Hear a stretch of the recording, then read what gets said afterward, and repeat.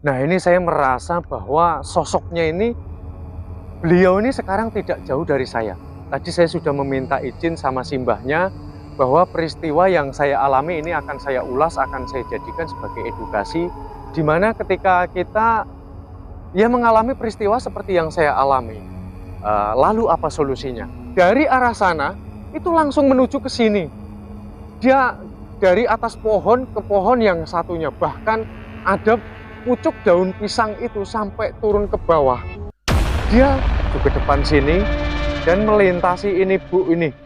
Lalu apa yang terjadi? Astagfirullah. Ada cahaya itu tadi. Pemirsa. Nah, saat ini kurang lebih sekitar jam 1 malam.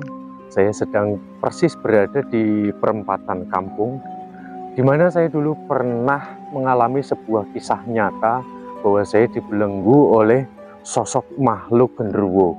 Nah, saat ini saya teringat pada kenangan itu dan saya akan mencoba ilustrasi dengan apa yang saya alami pada saat itu. Ketika saya bertempur habis-habisan melawan sosok genderuwo yang berwujud padat. Dan lokasinya tidak jauh dari sini, nanti saya akan ke tempat di mana kejadian saya mengalami peristiwa tersebut. Yuk kita langsung maju ke arah sana.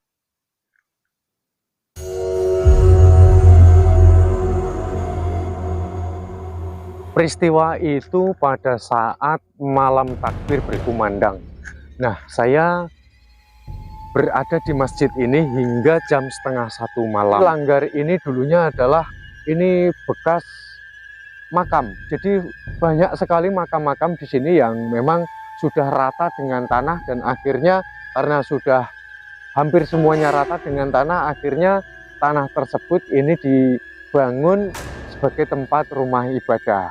Nah, perlu diketahui bahwa dulu di jalan ini pernah terjadi sebuah peristiwa di mana ini sudah menjadi cerita ataupun kisah nyata secara turun-temurun dari kakek saya, dari bapak saya. Pernah ada maling. Nah, maling itu di masa digebukin pakai senjata apapun itu tidak mempan dan tidak bisa meninggal dunia. Pada akhirnya ketika zaman itu kan hukum itu masih belum seperti sekarang ini. Jadi di masa habis-habisan diikat dan dipendam secara hidup-hidup di jalanan ini. Ini yang membuat lebih bulu kuduk menjadi lebih merinding. Dan sebelah kiri saya ini pemakaman umum. Dan memang tempat tersebut ini sangat angker sekali. Bahkan saya pernah melihat ada 2 cahaya yang muncul dari atas pemakaman ini, dan tadinya awalnya itu 1 dan kemudian pecah menjadi 2, dan itu cahaya itu melintasi hampir di atas rumah saya. Nah, saya sekarang sudah melintasi masjid dan melintasi dari pemakaman ini. Sesampainya di sini, yang terjadi pada saat itu bulu kuduk saya merinding. Bahkan sampai sekarang pun bulu kuduk saya merinding, ini bangun semua pemirsa. Saya tidak menyangka, katanya kalau di malam takbir itu ya seluruh pokoknya setan dan yang jahat-jahat itu dibelenggu semua gitu. Makanya saya tidak menyadari jikalau mau ada penampakan yang akan mengganggu saya. Nah, penampakan itu berada di dekat sini. Ketika saya melintasi dari lampu tersebut ini, lampu yang paling dekat ini, nah kita akan lebih perjelas lagi, kita mendekat sumbernya itu dari mana. Dan makin saya jalan melintasi pohon ini, dulu pohon semakin bulu kuduk saya itu merinding dan badan saya itu dingin semua. Dan ini tidak ada rumah sama sekali, ini tuh adalah pembatas ya. Nah, saya berjalan maju ke depan sini dan melintasi ini, Bu, ini. Lalu apa yang terjadi? Astagfirullah. Ada cahaya itu tadi. Pemirsa lihat nggak tadi ada cahaya di sana? Saya melihat ada cahaya putih. Saya yakin pasti ini terekam oleh kamera saya. Ini dulu belum ada listrik-listrik seperti ini. Ini listrik baru saja dipasang ya, karena di sini memang gelap gulita, maka dipasang listrik. Dan kita akan mendekat seperti apa suasananya. Nah, pada akhirnya sampai juga saya di sini. Bulu kuduk saya jadi merinding semua. Ini pemirsa bisa lihat serindang apa pohon yang ada di sini, walaupun sekarang ini di jalanan sebelah sana ini sudah dikasih penerangan, tapi semuanya ini adalah pohon jati.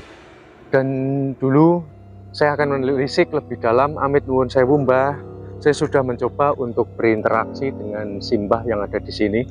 Nah, saya melihat itu sekitar 25 meter di sebelah sana saya digoyangin dari atas.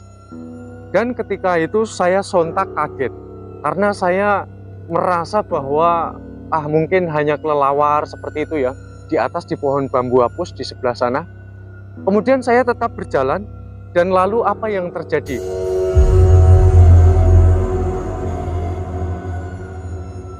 Gerakan itu semakin besar dan akhirnya saya digoyangin karena saya merasa bahwa ini ada sesuatu yang tidak wajar. Lalu akhirnya saya merasa tidak terima dan saya menantang sosok yang mengganggu saya tersebut.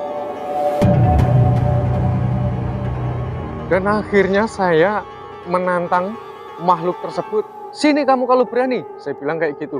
Saya ini udah tua, kenapa kamu takut-takutin saya?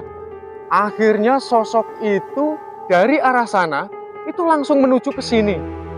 Dia dari atas pohon ke pohon yang satunya, bahkan ada pucuk daun pisang itu sampai turun ke bawah. Dia sampai tidak bisa patah. Saya juga sempat terheran-heran. Nah, ini saya merasa bahwa sosoknya ini, beliau ini sekarang tidak jauh dari saya. Tadi saya sudah meminta izin sama simbahnya bahwa peristiwa yang saya alami ini akan saya ulas, akan saya jadikan sebagai edukasi, di mana ketika kita mengalami peristiwa seperti yang saya alami, lalu apa solusinya? Nah, ketika itu saya melanjutkan kembali, makhluk itu masih agak jauh, kurang lebih sekitar 10 meter. Karena saya ikut tenaga dalam di kala itu, saya tembak menggunakan tenaga dalam dan akhirnya sia-sia. Akhirnya saya ambil sebongkah batu dan saya rapal menggunakan mantra-mantra dari guru saya lemparkan. Dan ternyata hanya hampa belaka. Ayat suci saya bacakan, saya tembakan menggunakan tenaga dalam, tidak ada efek sama sekali. Bahkan saya pun mengambil bongkahan batu kembali, saya lempar, makhluk itu justru semakin mendekat. Dan akhirnya di sini, ini ada pagar dulu dan ada pohon di sini, memiliki aroma yang sangat langu, dan ada pohon pisang persisnya berada di sini. Dan makhluk itu, wah, ini saya hampir kayak nggak kuat saya pemirsa menerangkannya. Dia menunjukkan kakinya yang sangat padat dengan bulu yang sangat panjang. Dan mendadak sontak saya tidak bisa bergerak. Nah, ketika saya sudah merasa lemas, tidak mampu lagi melakukan perlawanan dengan simbahnya, karena saya mungkin merasa memiliki salah gitu. Entah beliau ini ingin menunjukkan eksistensinya. Dan pemirsa, saya melihat ada cahaya di sana, saya juga tidak tahu cahaya apa ya pemirsa. Yang jelas saya nggak tahu di kamera saya terekam atau tidak, tapi saya melihat ada cahaya. Dan ketika saya sudah tidak mampu untuk melawan, saya berpasrah diri kepada Tuhan. Saya tidak bisa bergerak di jalan ini. Padahal tidak jauh di perempatan sana saya melihat itu ada 4 orang kawan saya. Dikala itu saya masih berusia masih muda lah, kurang lebih sekitar 25 tahunan. Dan akhirnya apa yang terjadi? Ketika saya berpasrah, ya Allah, saya bilang, hamba berpasrah terhadapmu, entah apa yang akan terjadi dengan diri hamba. Dan tiba-tiba sosok itu tiba-tiba sontak langsung terpental ke atas. Dan pemirsa tahu sosok yang padat tersebut itu merupakan apa? Nah, secara pengetahuan saya, beliau ini adalah sosok dari genderuwo. Jadi mungkin genderuwo ini ingin berkenalan dengan saya, simbahnya ya. Ini saya sebetulnya juga antara kuat dan tidak kuat, karena saya ingin yang saya tampilkan ini merupakan sebuah kejadian nyata yang saya alami sendiri dan ilustrasinya saya peragakan seperti apa pada saat itu saya mengalaminya dan betapa sangat menyeramkan di sini.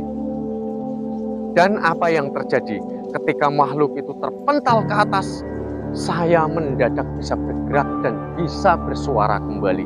Rupanya saya dibelenggu oleh sosok tersebut. Kemudian setelah saya dapat terbebas dan saya sampai di perempatan, kawan-kawan saya ceritakan, ternyata mereka pun sama ketika melintasi tempat ini. Sehabis dari langgar, itu juga sama. Makhluk tersebut juga memunculkan eksistensinya.